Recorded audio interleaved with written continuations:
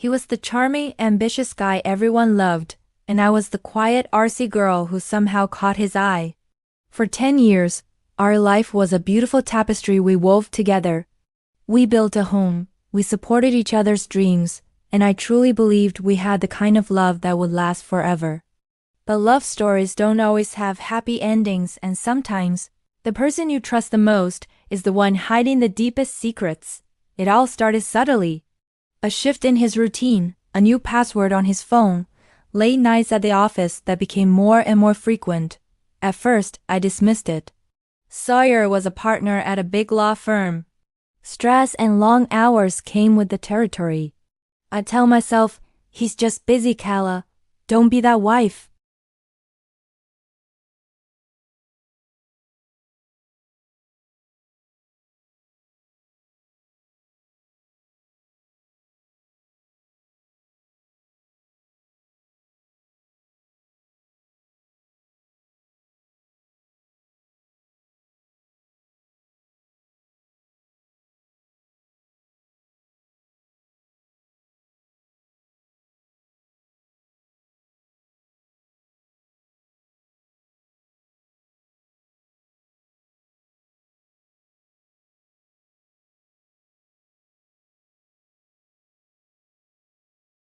But a cold, calculating part of me took over.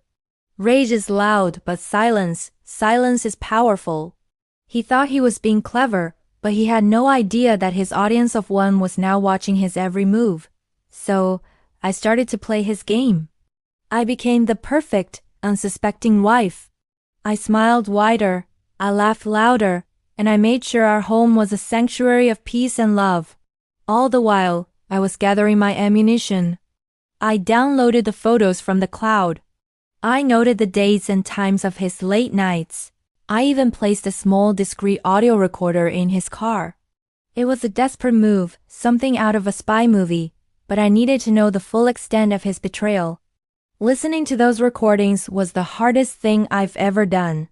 I sit in my car in a quiet parking lot, my hands trembling as I pressed play.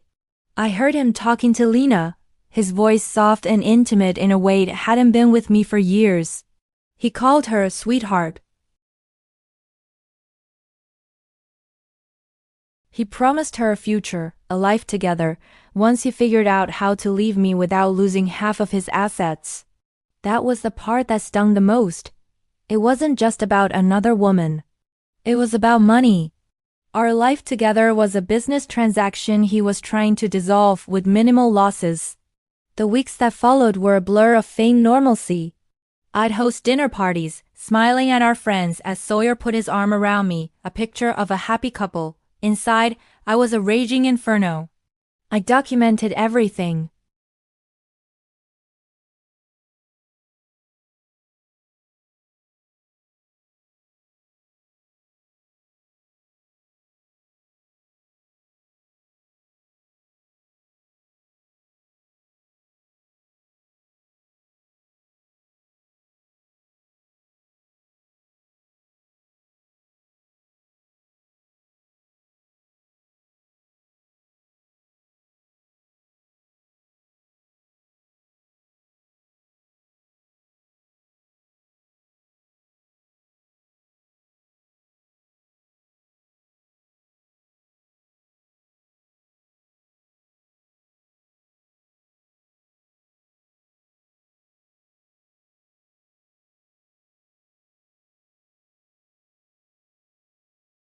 With each picture, his fabricated world crumbled a little more.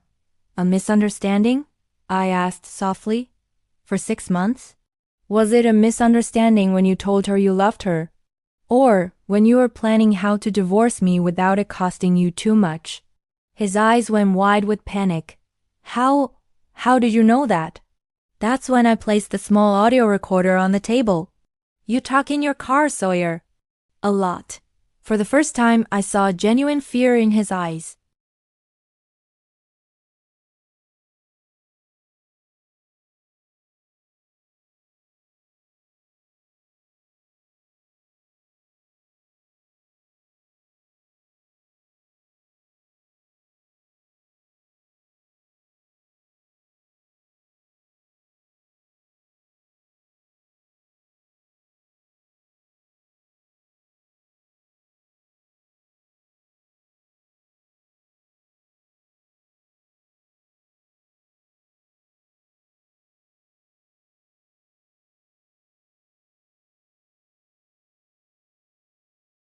Walking away from a 10-year marriage is like walking away from a part of yourself.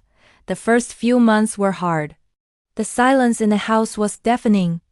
But with each passing day, I felt a little stronger. I started painting again, something I'd let slide while I was busy being Sawyer's wife.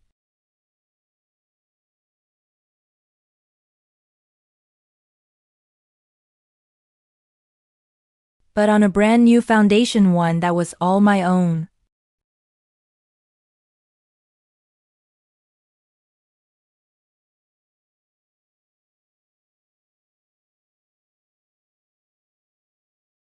He thought I was just a spectator in his life, but I was the one directing the final act. It wasn't about revenge, it was about justice. It was about taking back my power and my story. And let me tell you, the view from here, on my own terms, is absolutely beautiful. Thanks for listening to my story. If you've been through something similar, know that you are stronger than you think. Don't forget to like and subscribe for more stories. See you next time.